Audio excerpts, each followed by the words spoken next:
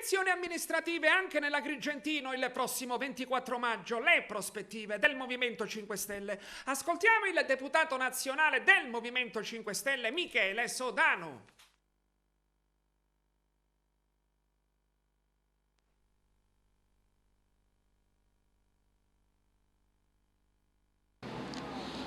Ho sempre detto che è difficile fare politica in maniera alternativa ad Agrigento e farla in maniera alternativa significa farla normalmente, tenendo gli interessi politici fuori dalla sanità, dalla gestione dei rifiuti, dell'acqua, creando sviluppo e lavoro per tutti, in una città che di possibilità ne offre tantissime. Oggi un cittadino deve richiedere un diritto come fosse un privilegio e questa è una causa politica ben precisa.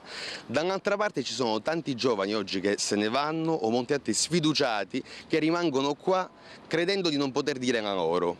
Credo invece che oggi la nostra generazione debba assolutamente occuparsi di politica ad Agrigento ed è per questo motivo che dopo la manifestazione che ci sarà giorno 15 a Roma per protestare contro quei senatori di Forza Italia, della Lega, di Fratelli d'Italia che vogliono riprendersi i vitalizi che noi avevamo abolito, faremo una riunione qua giorno 17 ad Agrigento nella nostra sede di via Pirandello dove chiamiamo a raccolta tutti i simpatizzanti e attivisti del Movimento 5 Stelle, tutte le persone che non si riconoscono nei tre candidati che oggi hanno dato la loro disponibilità, tre candidati che crediamo rappresentino completamente la continuità con la politica che ci ha portato ad avere un Agrigento povera e misera.